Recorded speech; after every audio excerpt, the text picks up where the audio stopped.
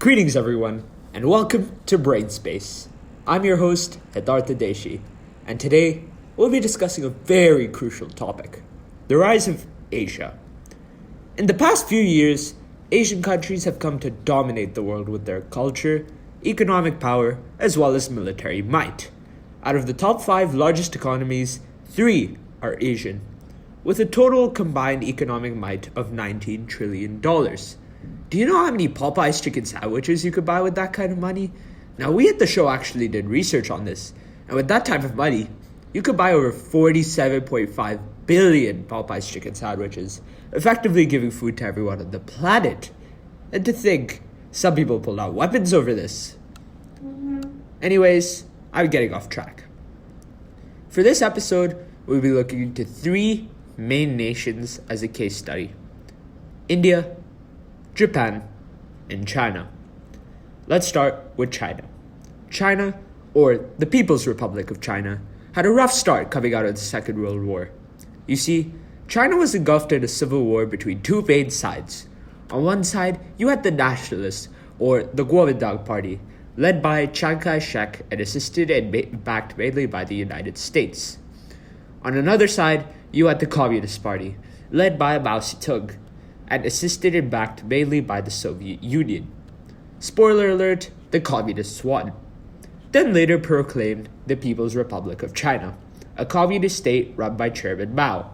Mao Zedong quickly moved to industrialize China and move it from an agrarian state into an industrial power. A little bit of historical context to add on to the next few years of Chinese history. Since the 1960s, the Soviet Union and China began to split away following the death of Soviet Premier Joseph Stalin. This is because China's Chairman Mao believed that the Soviet Union had grown weak after Stalin died due to the USSR's new anti-Stalinist movement. This is known as the Sino-Soviet split. Fast forward to Mao's death and a few other Chinese leaders, and Deng Xiaoping comes to power.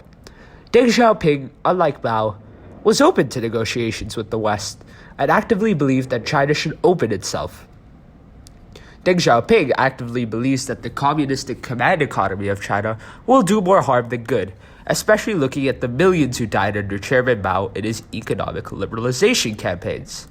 As such, Deng moves to capitalize the economy and open China up to investment and money. In particular, Deng moves to establish the special economic zones within China, which have different taxation and monetary assistance laws. These promote investment within China.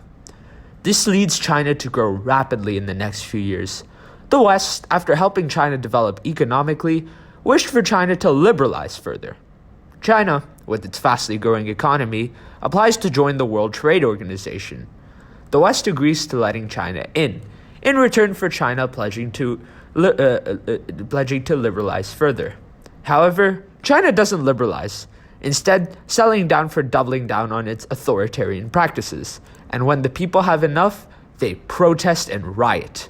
Cue the Tiananmen Square protests of 1989, which China cracks down on with brute force and sweeps under the rug. Anyways, after this moment in time, China's economy grows massively thanks to outside foreign investment. Fast forward to the newest and current premier, Xi Jinping. China's gross domestic product is at an all-time high at $17.73 trillion. With the growing economy, Premier Xi begins to expand China's military, looking to rival the United States in terms of sheer power. However, there's still a long way to go for the Chinese military and economy due to internal corruption, inept combat experience, and more. It is worth mentioning that China has gone from an impoverished state, being one of the poorest in the world, moving into the world's second largest economy. At the present, China exports 13.45% of the world's goods, being the largest country to do so.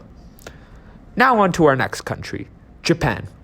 Japan, much like China, has had rapid economic growth, moving from a destroyed and battered nation after the Second World War into a technological and economic superpower. Much like China, if we wish to understand the rise of Japan, we must go look back at some historical contrast. Japan's first movement for industrialization came in the 1800s through the Meiji Restoration, where the Japanese shogunate, or military ruler, was ousted in favor of the emperor. Emperor Meiji was placed on the throne and began a movement to bring Japan upon the same level as Western standards. While Japan still remained agrarian within this time period, they were a semi-industrialized economy. However, their industrialization wasn't as widespread as Europe, due to one main reason: a lack of natural resources such as steel, coal, or wood. Therefore, Japan had gone to war with China and gained a sphere of influence over Korea and Formosa, now known today as Taiwan.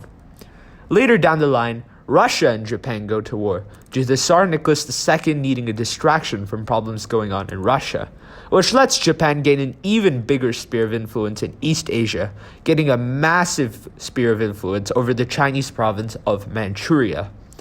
Fast forward to the 1930s, and Japan and China go to war a second time. Many see this as the start of the Second World War in Asia. However, due to this war, the United States embargoed Japan for invading China. Without its oil and already having a depleted amount of resources, Japan decides it must invade the European colonies in Asia, which belong to the Netherlands, Britain, the United States, and France.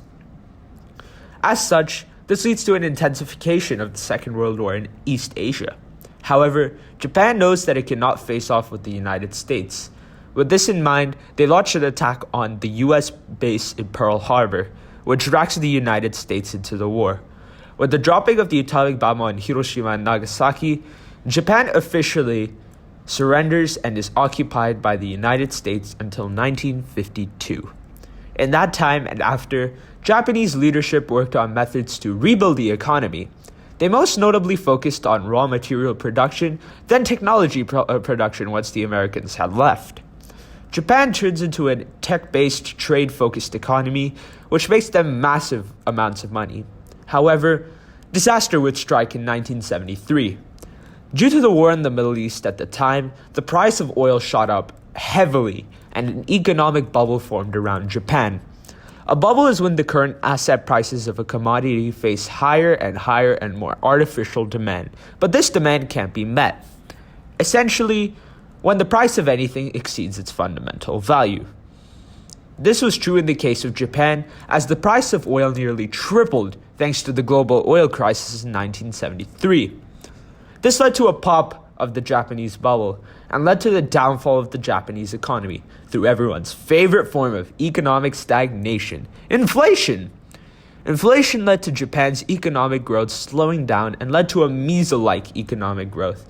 Till this day, Japan's economy has remained the same since its growth in the early 2000s. However, we must acknowledge Japan's place as the world's third largest economy at $4.94 trillion. As for the Japanese military, after the end of the Second World War, the Japanese people were so ashamed by their loss to the Allies that the Japanese military was officially unable to wage war, making Japan a self-defense force. The following is known as Article 5, as it remains the fifth article of the Japanese Constitution. However, politicians like former Japanese Prime Minister Shinzo Abe have tried to revoke this, especially after looking at the threat China is to the Indo-Pacific. Lastly, we move on to India. Now, I'm going to remain as unbiased as possible because India, after all, is my home country.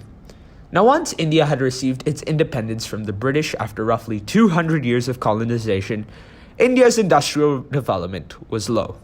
The British had largely exploited the new country's resources, which led to a massive lack of profits that could be made by a new Indian government. This didn't help when Prime Minister Jawaharlal Nehru, India's first Prime Minister, chose to adopt a socialist authoritarian mixed economy, modeled after the Soviet Union, where the government owned and decided everything within an economy. This had led to India focusing their economy more on agriculture rather than industrial development.